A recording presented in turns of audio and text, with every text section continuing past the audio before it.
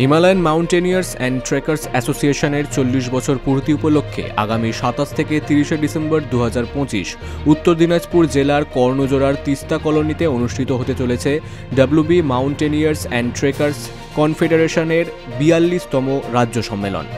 সংবাদ সম্মেলনে কনফেডারেশন জানিয়েছেন, 4 দিনের এই বিশেষ সম্মেলনে রাজ্যের 63টি পর্বতারোহী সংগঠনের প্রায় 100 জন জনপ্রতিনিধি যোগ দেবেন।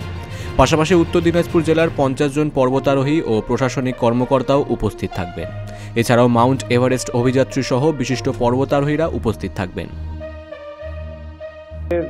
যে পর্বতারোহণ ও ট্রেকগুলো হাই অ্যালটিটিউড ট্রেক হয়, এগুলো বিপদসংকুল বিভিন্ন সমস্যা যে তৈরি হয় সেগুলোর ব্যাপারে আমাদের মত বিনিময় হয় যে ভবিষ্যতে কেমন করে পশ্চিমবঙ্গের এই পর্বত এবং ট্রেকগুলোতে কেমন করে আরও ডেভেলপ করা যায় বা সমস্যাগুলো কাটিয়ে ওঠা যায়।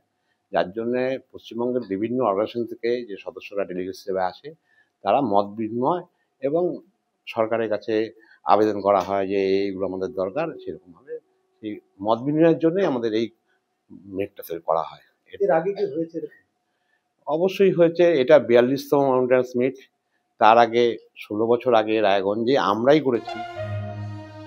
কনফেডারেশনের বিশ্বাস, এই সম্মেলন রাজ্যের পর্বতারোহণ আন্দোলনে নতুন দিশা আনবে এবং অ্যাডভেঞ্চার স্পোর্টসকে আরও জনপ্রিয় করে তুলবে।